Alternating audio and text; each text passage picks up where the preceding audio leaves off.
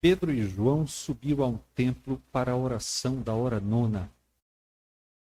Era levado um homem, coxo de nascença, o qual punham diariamente à porta do templo, chamada Formosa, para pedir esmola aos que entravam. Vendo ele a Pedro e João, que iam entrar no templo, implorava que lhe dessem uma esmola. Pedro, fitando-o, juntamente com João, disse: olha para nós. Ele os olhava atentamente, esperando receber alguma coisa. Pedro, porém, lhe disse: não possuo nem prata nem ouro, mas o que tenho, isso te dou. Em nome de Jesus Cristo, o Nazareno, anda. E tomando-o pela mão direita, o levantou. Imediatamente os seus pés e tornozelos se firmaram. De um salto se pôs de pé, passou a andar e entrou com eles no templo, saltando e louvando a Deus. Viu todo o povo a andar e a louvar a Deus e reconheceram ser ele o mesmo que esmolava assentado à porta formosa do templo, e se encheram de admiração e assombro por isso que lhe acontecera. Esse é o nosso texto, nós vamos orar. Senhor, nós te buscamos nesta noite, te agradecemos porque tu nos deste a oportunidade de aproveitar o dia de hoje, como não tínhamos feito, Senhor, por um breve, por um longo, na verdade, um longo período. Muito obrigado. Obrigado pelo culto. Obrigado por este meio de graça do Espírito. Recebe-o de nosso coração por meio de Jesus Cristo e no teu Santo Espírito. E neste exato momento, o culto que oferecemos a ti com a Escritura Sagrada. Nós oramos em nome de Jesus Cristo. Amém. Podeis assentar.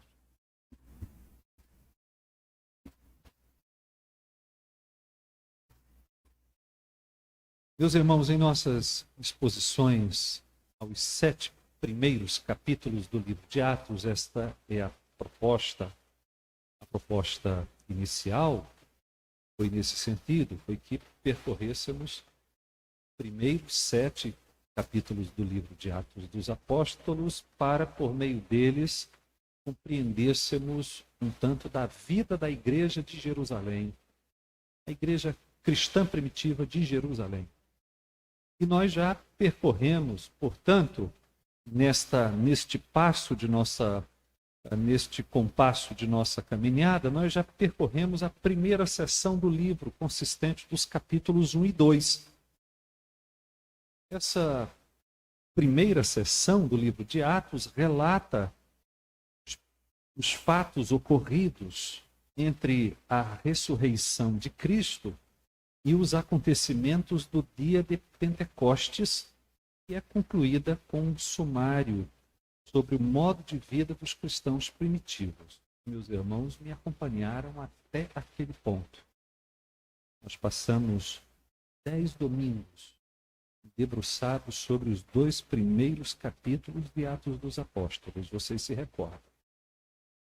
Nós dissemos, a propósito daquele breve relato sobre a vida da igreja cristã em Jerusalém, aquele relato de Atos capítulo 2, versículos 42 a 47, nós dissemos, a propósito desse texto, que Lucas o interpôs para finalizar a primeira seção do livro e demarcar a passagem para um novo conjunto de relatos. Vocês se recordam.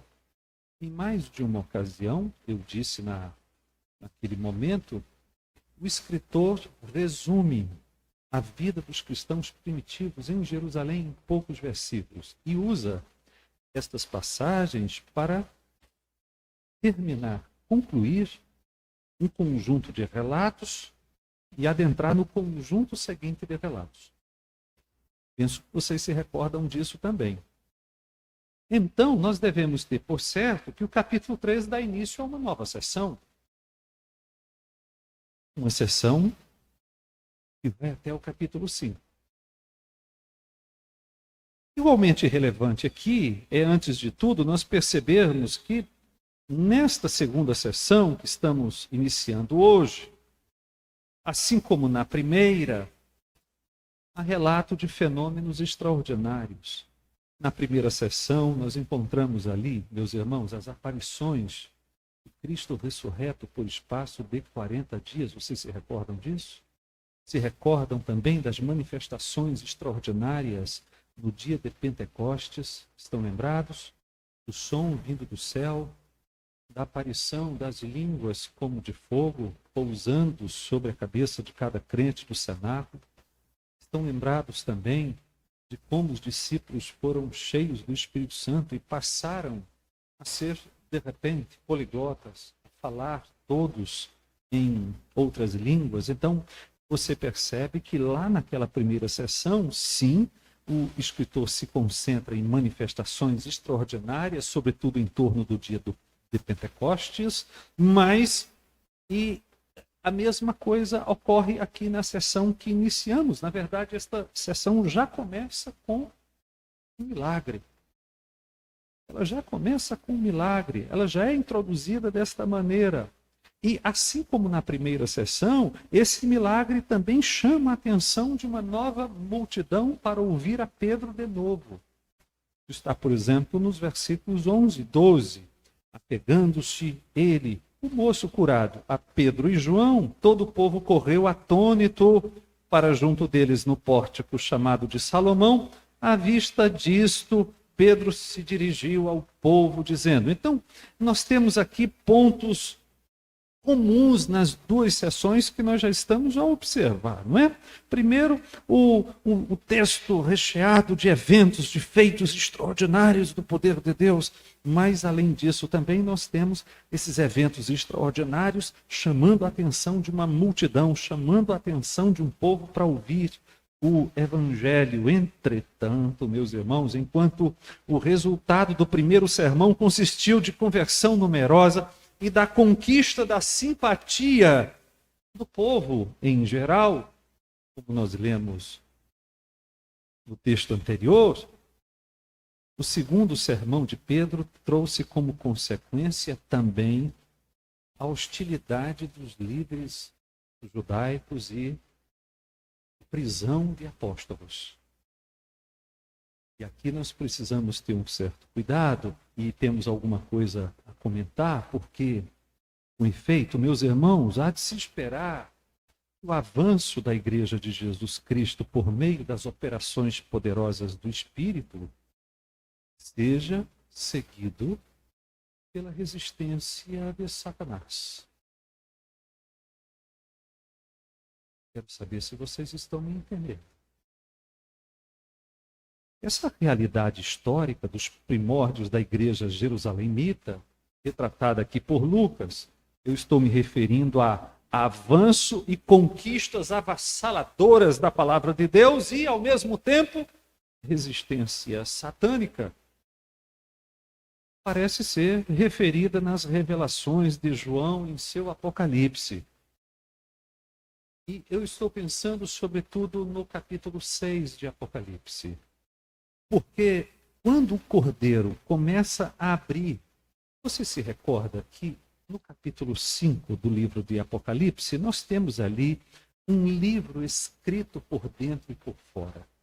Livro escrito por dentro e por fora só pode significar a inteireza do plano de Deus para a consumação dos tempos, até a consumação dos tempos. Só pode significar isso. Então, no capítulo 5, nós temos um livro escrito por dentro e por fora, e no capítulo 6, a abertura dos selos começa a acontecer. E a abertura do primeiro selo consiste em um chamamento por um dos 4 seres viventes que é atendido. Um chamamento que é atendido por um cavalo branco e seu cavaleiro com um arco. Está em Apocalipse, capítulo 6, versículos 1 e 2. O texto diz exatamente que foi dado a esse cavaleiro uma coroa e ele saiu vencendo e para vencer. Ora, como nós sabemos que em Apocalipse quem monta cavalos brancos é Jesus Cristo e os seus exércitos? E nós sabemos disso pela leitura de Apocalipse, capítulo 19, versículos 11 a 14. Jesus é o cavaleiro do cavalo branco, que é chamado de fiel e verdadeiro.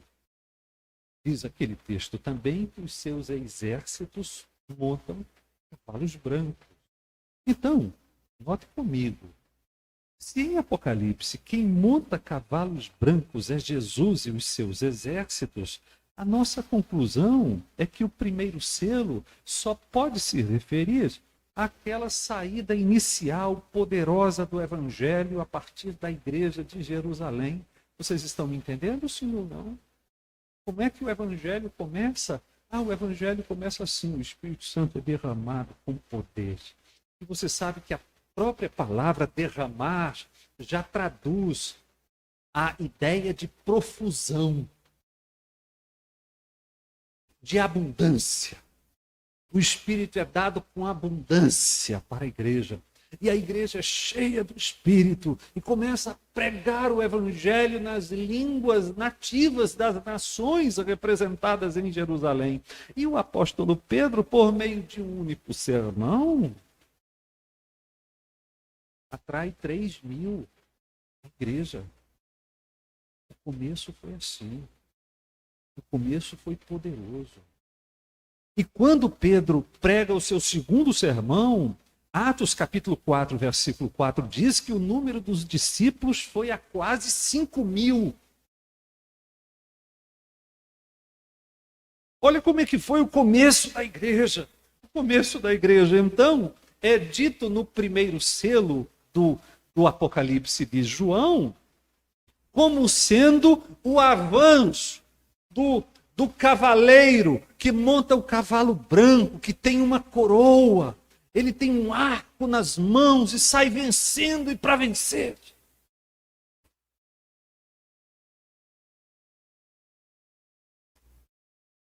Ocorre que, à medida que os selos vão sendo abertos, lá em Apocalipse capítulo 6,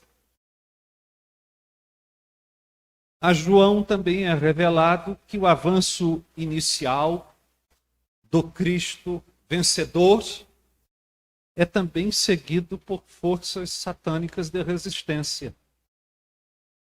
E então vem o cavalo vermelho e retira a paz da terra. E na sequência vem o cavalo preto, que produz escassez de comida. Depois vem o cavalo amarelo, que produz fome e mortandade. E assim as coisas vão acontecendo. Então, se nós estávamos pensando que a igreja ia simplesmente pregar o evangelho e pessoas iam se converter aos milhares, e a igreja ia ficar naquela vida maravilhosa de comunhão, contando com a simpatia de todo o povo, e ponto, nós nos teríamos enganado redondamente. Vocês estão me entendendo, sim ou não? Então você percebe que é precisamente isso que Lucas está relatando em Atos, mas com cores mais realistas, com nomes de pessoas, com nomes de lugares, com imagens menos pictóricas, menos metafóricas em relação ao Apocalipse de João. Quando o Espírito é derramado, a igreja é revestida de poder e pela pregação de Pedro, Deus acrescenta a ela 3.000 convertidos. A vida cristã jerusalemita, embora longe de ser perfeita, claro, é, no entanto, meus irmãos, contagiante, vibrante, amorosa, centrada na escritura, espiritual, teocêntrica, missionária, crescente. E a igreja até que conquista a simpatia da população. Até que se depara com a resistência de Satanás. Estão me entendendo, sim ou não? É sempre assim. Essa resistência tem surgido desde sempre. Trata-se, em verdade, da hostilidade entre Satanás e Eva. Trata-se, na verdade, da hostilidade entre a descendência dele e o descendente dela. Como registrado em Gênesis, capítulo 3, versículo 15. E na história da igreja, essa resistência tem ocorrido quase que invariavelmente. Basta você pegar, por exemplo, a história de Caruaru. Pega a história da igreja de Caruaru, os missionários chegam. Gente, pasmem, no primeiro ano, os missionários já têm um grupo cristão realizando cultos regulares em Caruaru. Até que a resistência começa a aparecer. E ao longo da história da igreja, essa resistência tem surgido de duas fontes. A resistência tem surgido de dentro da igreja, quando do surgimento de heresias e de dissensões. Às vezes, os hereges saem daqui de dentro e eles rompem com tudo. Eles querem propor algo novo. E às vezes as dissensões acontecem por razões de só menos importância, mas que ainda assim trazem o seu prejuízo. E em algumas ocasiões a resistência satânica vem de fora, algumas vezes em forma de acusações vis, outras por meio de perseguições mais ou menos abertas, mais ou menos violentas, a depender do tempo em que estas coisas acontecem. Mas, meus irmãos, quer quando a igreja é desafiada por forças internas, quer quando por forças internas, o objetivo de Satanás é apenas um: é tentar impedir a igreja de cumprir a missão que somente ela pode cumprir. Que é a missão de pregar o evangelho, de fazer discípulos em todas as nações. Porque, seja lá quais forem as outras tantas coisas importantes que a igreja pode e deve fazer, todas estas coisas, outras, muitas coisas e importantes coisas, podem ser feitas por outros meios. Se você me perguntar se eu acho que a igreja deve atuar no ambiente político, conversar internamente a respeito disso e, quem sabe, dar homens com espírito público ao Estado, eu vou concordar com você. Se você disser que nós precisamos nos engajar em assistência social, em estender a mão para o lado mais frágil, mais vulnerável da sociedade, e que nós devemos nos engajar com isso, eu vou concordar com você. Mas se nós não fizermos isso, ainda assim essas coisas serão feitas. Mas se nós não pregarmos o evangelho e não fizermos discípulos de todas as nações, eu pergunto para os meus irmãos: quem fará? Por favor, eu não quero reduzir o papel da igreja nesse mundo. Não estou querendo isso. A minha proposta não é esta.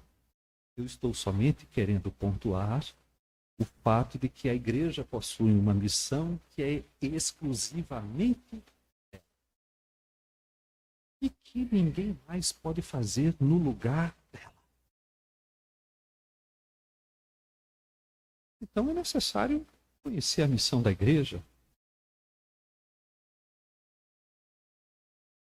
E é necessário concentrar-se na missão da igreja. É necessário que a igreja conheça a sua missão, saiba qual é o seu papel nesse mundo, a razão pela qual Deus lhe fez e lhe projetou, e se concentre nisso.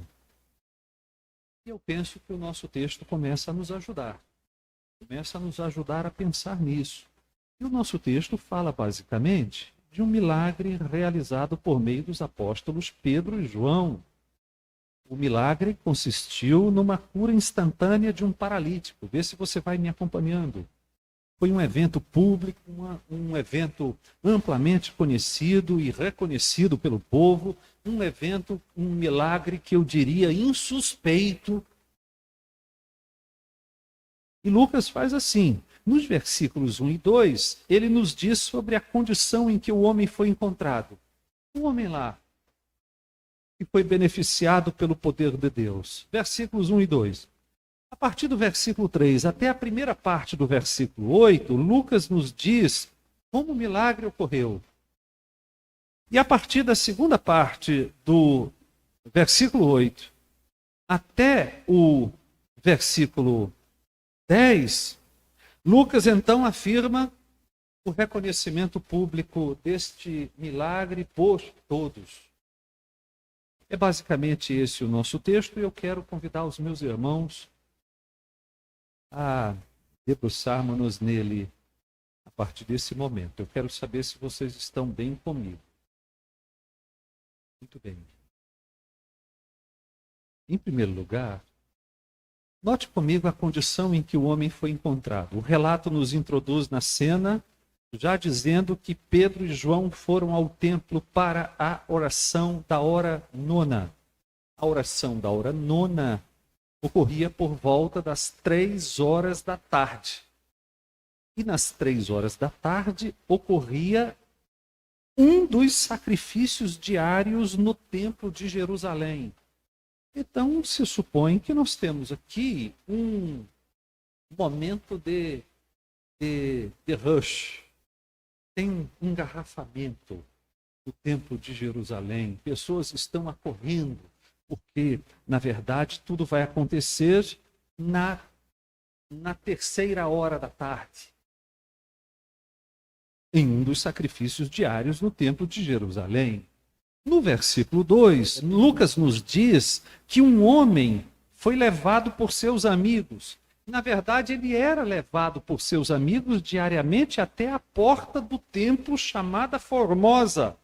E lá os seus amigos o colocavam e o homem pedia esmolas às pessoas que passavam. Claro, ele estava lá no lugar certo, na hora certa. O momento e o lugar são apropriadíssimos, porque seria de se esperar que fosse exitosa a prática de pedir esmolas no lugar por onde passavam pessoas piedosas para adoração, sobretudo quando se suponha que o ato de dar esmolas é visto naquela religião, como no judaísmo da época, como obra meritória. Então, por que vocês acham que pedintes gostam das portas das igrejas?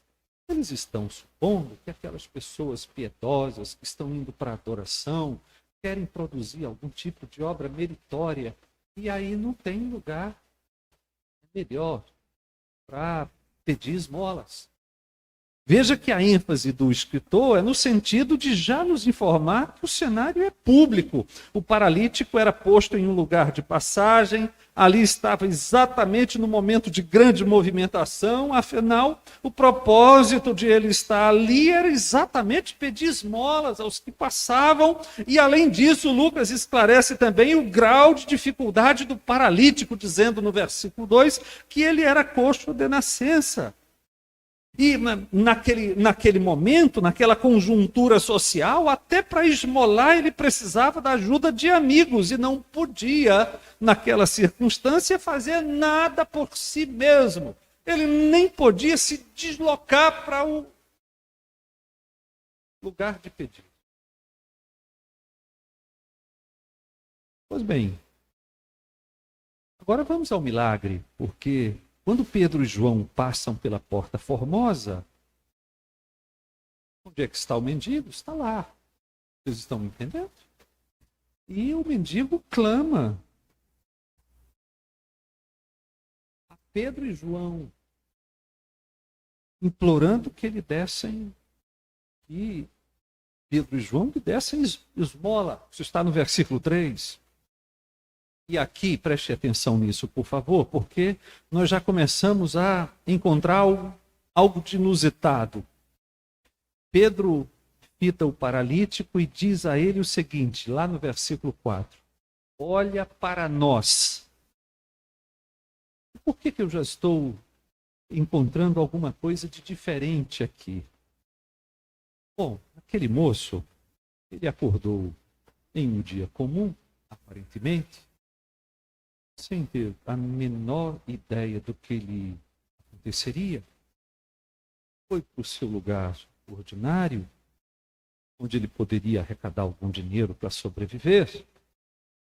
E ele está acostumado com um tipo de caridade que não passa de uma esmola impessoal. E aquilo que já começa a acontecer é diferente de quase tudo que aquele mendigo havia experimentado na sua amarga vida de pedinte, porque ele conhecia muito bem gestos de caridade mecânica.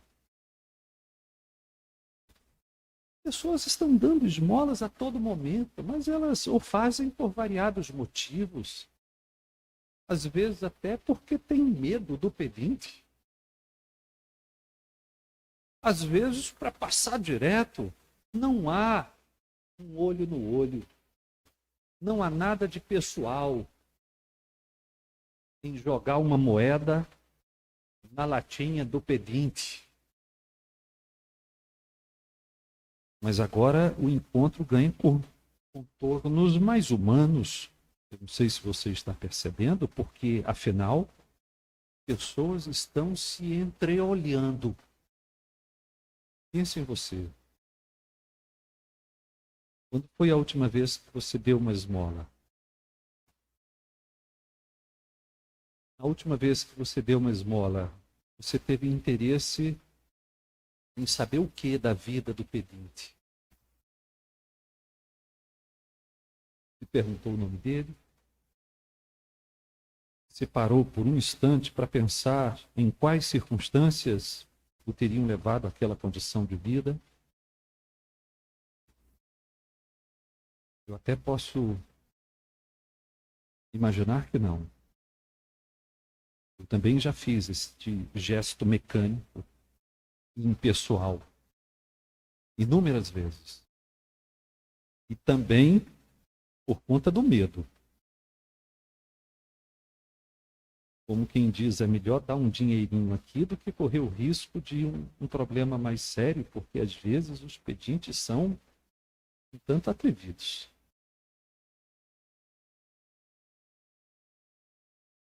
Eu, na minha experiência que me lembro, eu tenho tido assim um pouco de cuidado de comprar mais do vendedor ambulante, principalmente depois da pandemia. Eu sempre estou ali com um trocado para comprar alguma coisa, não exatamente para dar, mas para comprar alguma coisa do vendedor ambulante. Eu estou pensando na escalada do desemprego, na fome agravada pela pandemia de Covid-19, estou pensando nessas coisas. Tem um moço que vende tapioca, lá no final da Agamenon, como quem vai chegando ali na BR-104, naquele sinal do viaduto. O nome dele é Guilherme. Eu já comprei diversas tapiocas do Guilherme. Nunca comi. Às vezes a gente compra, dá para alguém, né? E, bom, nunca comi porque não era o caso. Eu não comprei exatamente para lanchar, para fazer qualquer coisa. Comprar lá 3 tapiocas, ele vende uma tapioca por R$ 3, com uma nota de R$ 10 que você bota ali numa gavetinha do carro. Isto serve para um vendedor ambulante numa época difícil como a nossa. O nome dele é Guilherme. Mas isto eu estou contando como exceção. Em geral, os meus gestos de caridade usuais talvez sejam parecidos com os de vocês. E com a maioria de nós, com pouco contato pessoal, não se sabe o nome de ninguém, não se olha no olho um do outro, não se tem interesse de saber o nome, de saber a história, de saber a vida. E aqui nós já começamos a ver alguma coisa diferente. O versículo 4 diz: Pedro fitando-o. Pedro fitando-o. E no versículo 5 o texto diz: ele os olhava atentamente. Pedro fitando-o, ele os olhava atentamente. Aqui tem gente se entreolhando numa situação que poderia ser apenas mais um gesto de caridade mecânico. Um gesto impessoal. E a partir daqui, claro que nasce algum tipo de expectativa, não é? O homem coxo de nascença, olhando atentamente para Pedro e João, diz o versículo 5, espera sinceramente receber alguma coisa.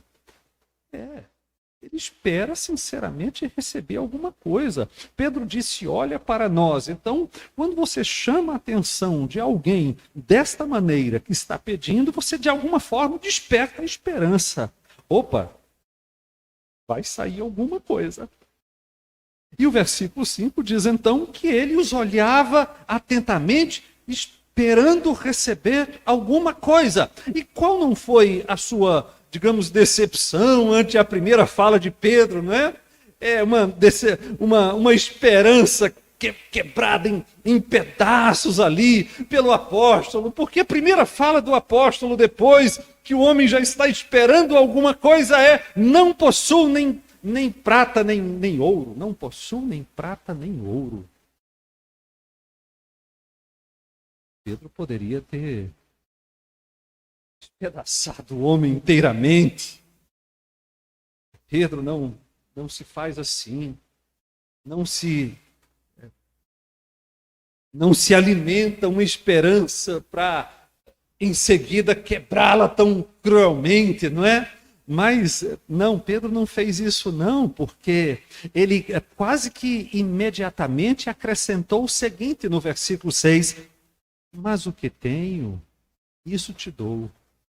Em nome de Jesus Cristo, o Nazareno, anda. Oh, meu Deus. O pobre homem teria se contentado com as migalhas. Vocês estão me entendendo, sim ou não? O pobre homem teria se contentado com umas migalhas se Pedro tivesse dado uma esmola um pouco mais gordinha. Ele só precisava ter sido assim,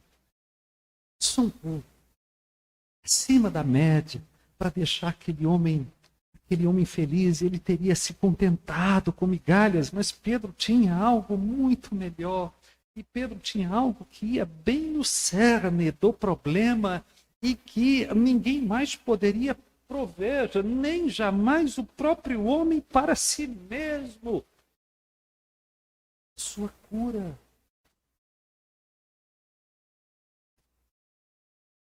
Mas até aqui você percebe comigo? Até aqui a necessidade de fé. Não sei se você está entendendo. Porque Pedro diz assim: não possuo nem prata nem ouro, mas o que tenho, isso te dou. Em nome de Jesus Cristo, o Nazareno, anda. Bom, aquele moço poderia ter dito assim: você está brincando com a minha cara, né? Primeiro, eu estou precisando de dinheiro. Aí você chama a minha atenção como quem vai me dar dinheiro. Aí depois me diz que não tem dinheiro. E aí agora você extrapola, você está brincando com a minha cara. Não se faz isso. Seria de verdade mesmo? Ou apenas mais uma decepção? Vocês estão me entendendo, senhor? Claro que nós estamos pensando em alguns instantes, né? Nós estamos pensando em segundos. Se passou na mente daquele homem, será que algo de fato ocorreria ou se trataria apenas de uma autoajuda barata, de uma promessa vazia, de uma promessa enganosa? E eu fico pensando se estas coisas se passaram pela mente daquele homem. Ocorre que, após a ordem, Pedro então estende a mão direita ao coxo e o levanta. O versículo 7 diz que nesse momento em que o até então paralítico está ali, estende a mão para segurar também na mão de Pedro, e nesse momento ele percebe que seus pés e tornozelos se firmaram. Isso está no versículo 7, ou seja, as juntas daquele homem foram curadas, foram tornadas ativas pela primeira vez.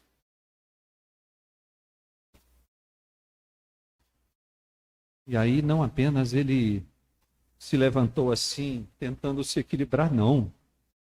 O texto diz que ele ficou em pé e um salto.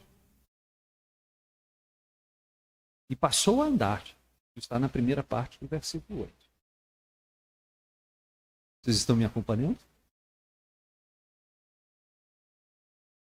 Esse milagre foi reconhecido por todos. O milagre de fato aconteceu ali, publicamente, na hora do sacrifício da tarde, para quem quisesse ver. Não tinha charlatanismo, não tinha nada feito às ocultas.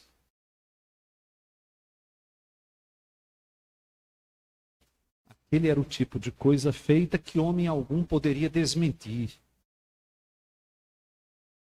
E a partir do milagre, o homem passou a andar com os apóstolos no templo, diz o versículo 8, saltando, de alegria, evidentemente, né?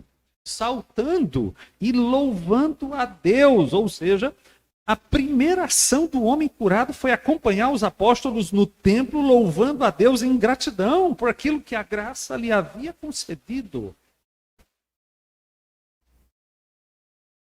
O homem que antes era paralítico, Lucas acrescenta, agora é visto pulando de alegria, louvando a Deus. É visto por todo o povo. E o povo o reconheceu como aquele mesmo que esmolava a porta formosa do templo. Então não paira nenhuma dúvida sobre o povo, não é? O milagre aconteceu mesmo. Você pode perceber que os muitos anos de mendicância, já que nós estamos falando aqui de um paralítico de nascença, naquela condição, claro que aquele homem tinha muitos anos de mendicância e aqueles muitos anos o tornaram conhecido dos frequentadores habituais do Templo de Jerusalém, de modo que a sua identidade foi de plano reconhecida. Não havia dúvida a respeito da identidade do moço que havia sido objeto do milagre. E então todos puderam atestar. Quem está pulando de alegria no templo é aquele que nós conhecemos como coxo de nascença. E isso explica o assombro e a admiração mencionados no versículo 10. Eu quero saber se vocês estão comigo até aqui. Muito bem.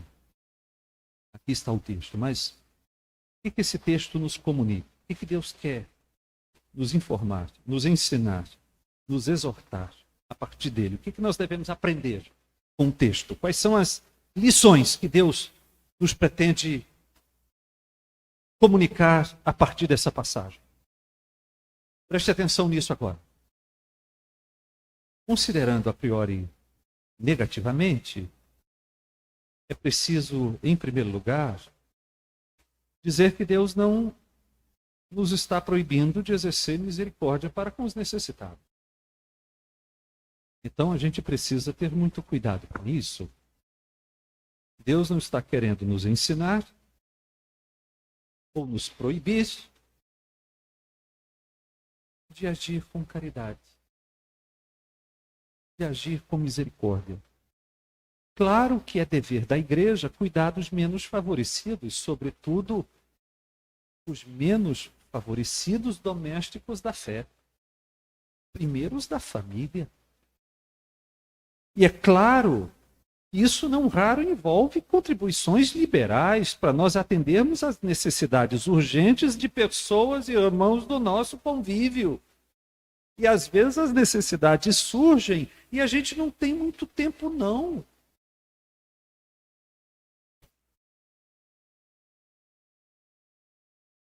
E mais, se Pedro e João podiam dizer, não possuo nem prata e nem ouro e nem prata, esse não é exatamente o nosso caso. Nenhum de nós aqui vive com tão pouco que não possa tirar do que tem para auxiliar aquele que tem menos ainda ou nada tem.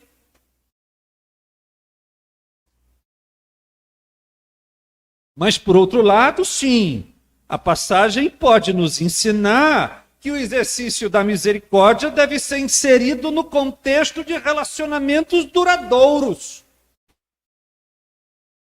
O homem beneficiado sai com os apóstolos. Vocês estão lembrados de que há homens se entreolhando, as coisas não são mecânicas, não são impessoais. Você percebe que tem um relacionamento duradouro a partir dali. E se nós não fizermos isto, nós vamos estar apenas incorrendo, talvez no equívoco de sair aí oferecendo dádivas mecânicas de migalhas, que podem até estimular a mendicância.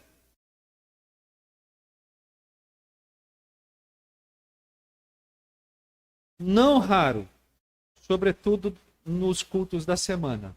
A gente vai saindo e pessoas nos pedem dinheiro. Eu digo assim, não dou. Mas aí as histórias, né? As histórias são as mais improváveis. Eu já acreditei. Mas aí os anos vão passando e a gente vai acreditando menos. Eu vou viajar, eu preciso comprar uma passagem urgente, não sei como eu vim parar aqui em Caruaru, preciso ir para Alagoas, preciso ir para o Ceará, para Paraíba, enfim. Eu digo assim, não dou. Agora, disse para uma senhora, semana passada, se a senhora vier aqui no domingo pela manhã, trouxer a sua família, participar conosco, nós vamos ter interesse na sua casa, ter interesse na sua família, nós vamos conhecer sua família, nós vamos conhecer sua casa, e nós vamos fazer aquilo que estiver ao nosso alcance, tentando suprir todas e cada uma das necessidades de vocês. A senhora virá com sua família no próximo domingo de manhã? Certeza. Certeza, certeza. Quando é que horas? 9h30. 9h30? Certeza.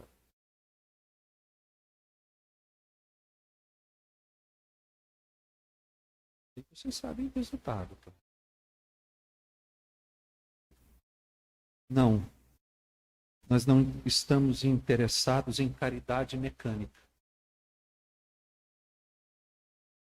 Tem um pastor cearense chamado Iago Martins, escreveu um livro chamado A Máfia dos Mendigos.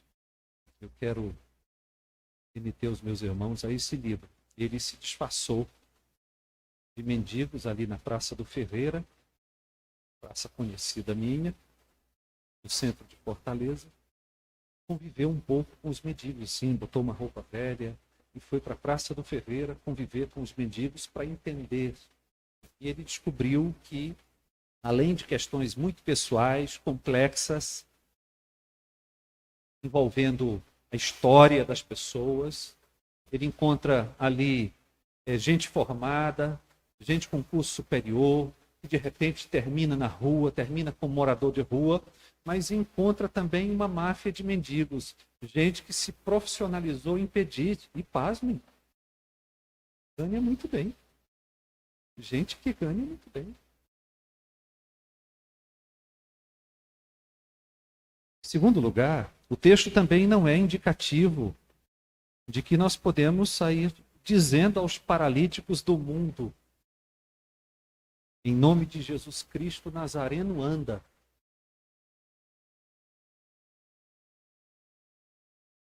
Se você já disse isso alguma vez, provavelmente o paralítico não andou.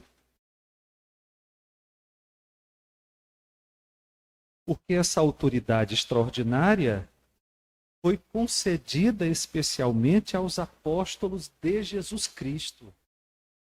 E essa autoridade acompanhou o ministério apostólico no momento do lançamento dos fundamentos da igreja. De modo que essa autoridade morreu com o último apóstolo. Ninguém tem essa autoridade. Deus não tem dado essa autoridade para que pessoas saiam dizendo para paralíticos: levanta e anda.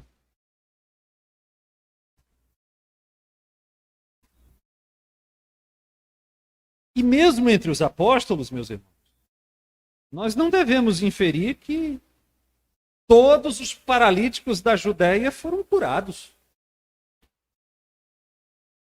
Quer dizer que até o final do primeiro século não havia paralíticos na Judéia, na Ásia.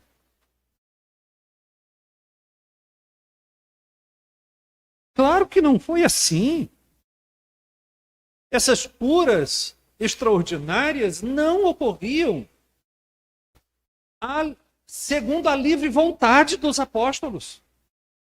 Nós devemos pressupor revelações diretas por meio das quais os apóstolos recebiam instruções sobre como agir nessa ou naquela ocasião.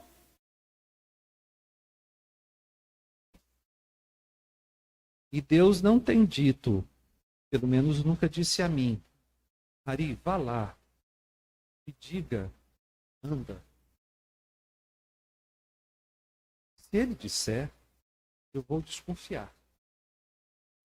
Não é que eu vou desconfiar de Deus, eu vou desconfiar de mim. Eu vou dizer, virou.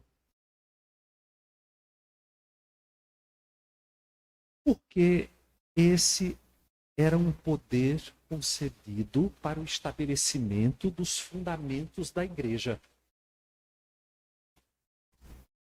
E não há mais Paulos, Pedros,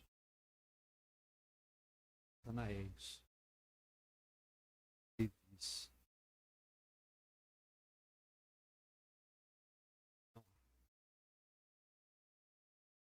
Mas, por outro lado, sim, a passagem nos estimula a orar a Deus por meio de Jesus e no poder do Espírito pela cura dos nossos enfermos.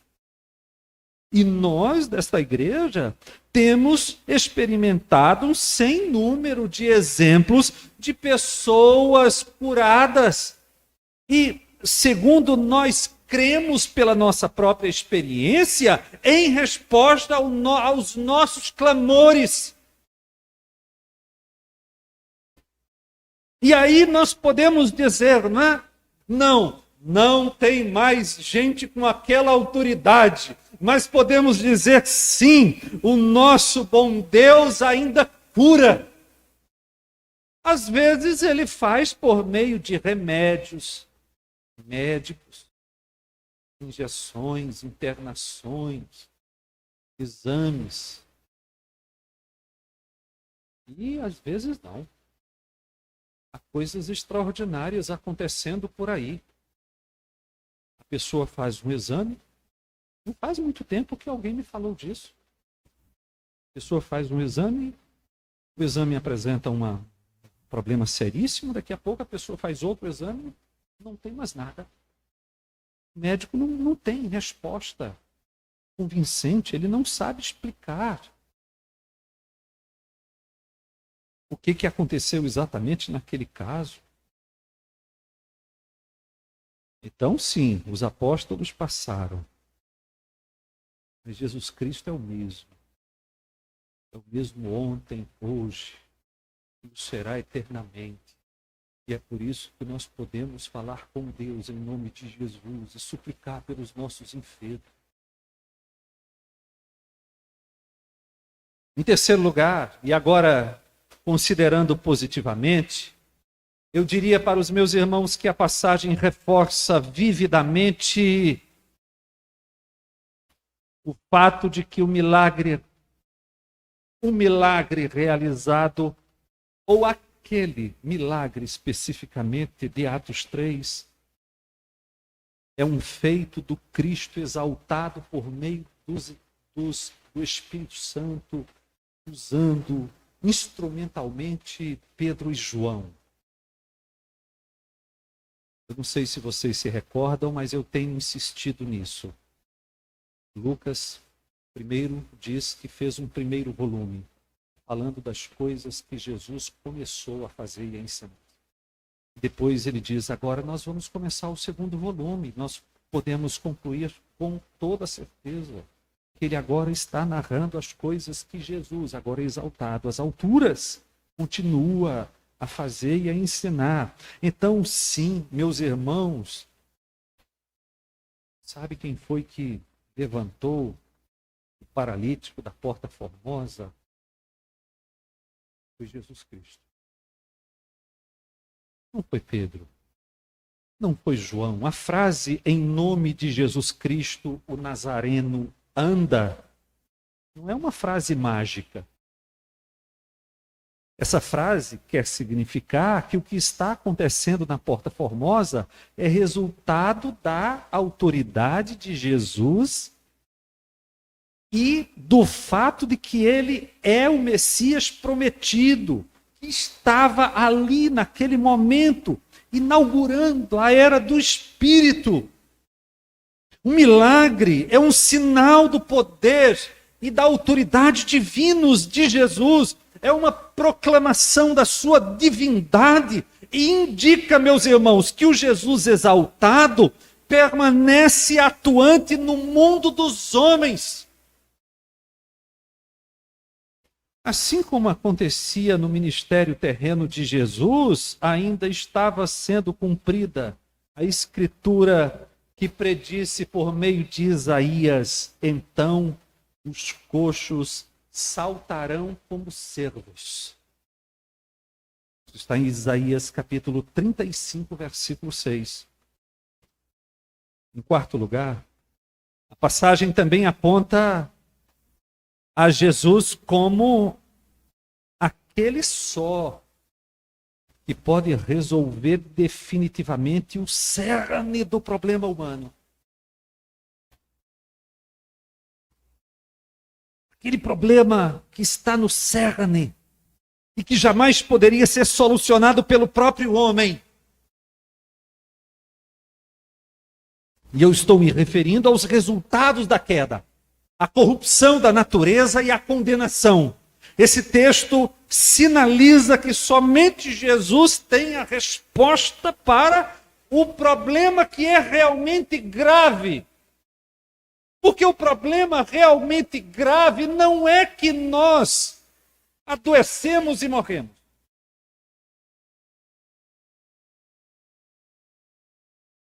Porque todos adoecemos e todos morremos. O problema realmente grave é porque nós adoecemos e morremos. E sabe, quando Jesus opera aquele milagre, e quando Pedro diz assim, olha para mim, com aquela, como quem diz, eu tenho algo a te dar. E aquele moço olha com toda a esperança desse mundo, achando que vai receber uma esmola. E levanta e anda. É claro que quando Jesus faz aquele milagre, o que está sendo dito ali é que Jesus é o Salvador poderoso, que pode não apenas resolver questões temporais e transitórias, mas que tem o poder de Ele só resolver aquilo que está no cerne de todos os nossos problemas. Lembremos que em certa ocasião Jesus curou um paralítico em Cafarnaum. O texto que está em Marcos capítulo 2, versículos 1 a 12. E lembremos também que aquela cura do paralítico de Cafarnaum foi um sinal para atestar o poder de Jesus para perdoar pecados. Vocês estão lembrados disso? Sim ou não? Se lembram que aquele moço também foi levado por seus amigos e colocados na presença de Jesus? Estão lembrados disso? Estão lembrados que Jesus disse para ele, perdoados estão o quê? Os teus pecados. E você se recorda que isso causou estranheza, que isto foi um motivo de escândalo. Então, um blasfemo. Como se diz uma coisa abominável como essa? Somente Deus pode dizer, perdoados estão os teus pecados. Então, o que Jesus diz? Jesus diz assim, que é mais fácil dizer a um homem, perdoados estão os teus pecados, ou dizer a um paralítico, levanta e anda. Para vocês, o que é mais fácil?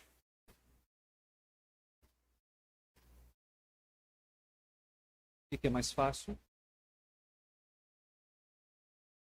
Bom, o mais fácil é dizer para o paralítico, levanta e anda. Ocorre que é fácil apenas dizer, perdoados estão os teus pecados, e isso não passar de palavra vazia. Então, Jesus disse, para que vocês saibam que o Filho do Homem tem poder, tem autoridade de dizer, perdoados estão os teus pecados. Vejam isso. Paralítico, levanta e anda. Portanto, a cura do paralítico na Porta Formosa sinalizou que os pecados daquele homem haviam sido perdoados.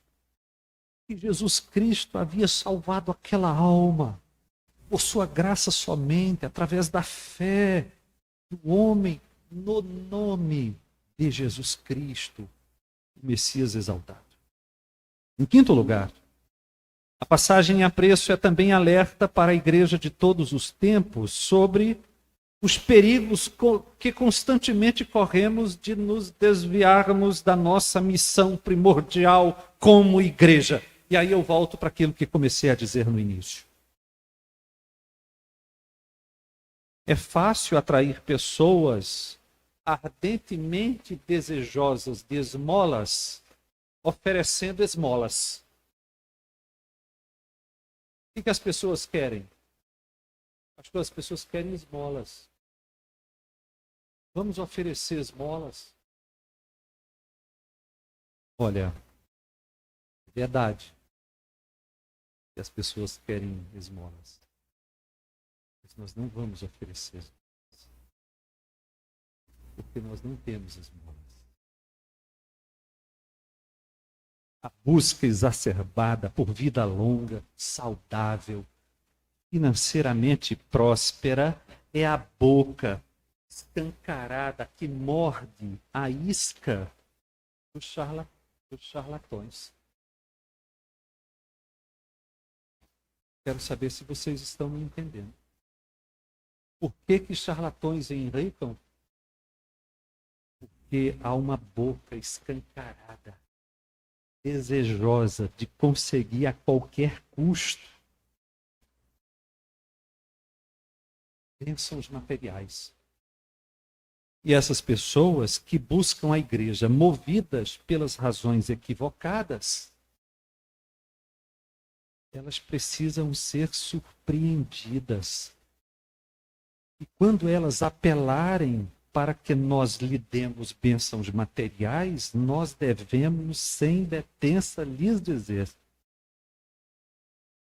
nós não temos bênçãos materiais para oferecer. E nós devemos lhes ofertar o Evangelho, que é o poder de Deus para a salvação de todo aquele que crê. Quero saber se vocês estão me entendendo. Então, nós não iremos dar às pessoas as migalhas que elas vêm nos pedir, achando que é o máximo do que precisam, que é tudo do que necessitam. Quando elas vierem nos pedir migalhas, nós lhes anunciaremos a graça que produz fé e arrependimento. Nós lhes falaremos da justificação graciosa pela fé somente. Nós lhes diremos que Deus está reconciliando consigo o mundo por meio de Cristo. A nossa decisão será como a de Pedro. Não daremos esmolas. Nós iremos ao cerne do problema. Nós faremos como Paulo, que, nada obstante, os judeus lhe pedissem sinais, e os gregos lhe pedissem sabedoria. Ele pregou a judeus e a gregos o Cristo crucificado. E ele fez isto porque, embora o Cristo crucificado fosse escândalo para judeus e loucura para os gregos, o Cristo crucificado é o poder de Deus e a sabedoria de Deus.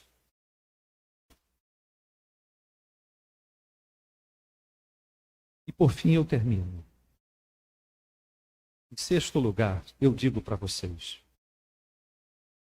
não custa mencionar que o milagre, embora tenha gerado admiração e assombro, você pode voltar no versículo 10 do texto, o milagre não gerou fé salvadora, nem gerou arrependimento nas multidões. Mas é verdade, ele abriu uma porta. E o apóstolo Pedro pregou o evangelho. O paralítico miserável que estava ali pedindo, esmolando, mendigando, que teria se contentado com umas poucas migalhas, foi salvo pela graça de Deus.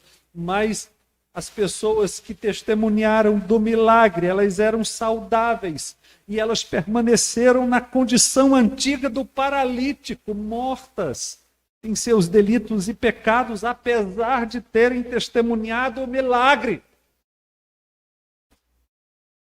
Mas, como nós veremos em momento posterior, a cura do paralítico em Formosa abriu oportunidade para mais proclamação do Evangelho.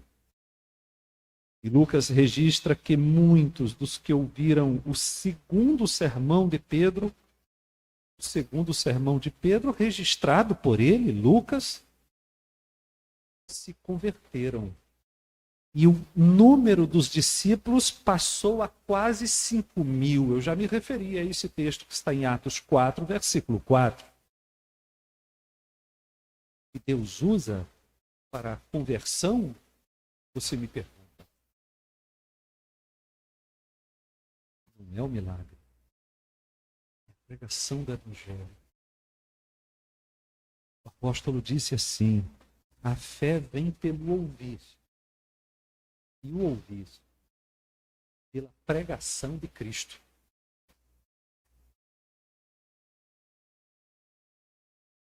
Era isso que eu tinha a dizer aos meus irmãos. Vemos a fronte. Senhor, nós nos voltamos para Ti nesse momento para Te agradecer por tantas, tantas e tantas e tantas bênçãos materiais. A saúde do corpo, da mente, das emoções, a inteligência para compreender, a energia para trabalhar, para estudar.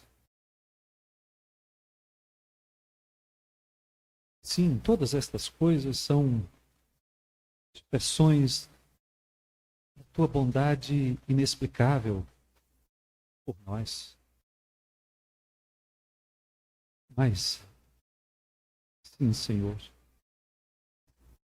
nada se compara com a grande dádiva que é Jesus Cristo, aquele Filho unigênito que se nos foi dado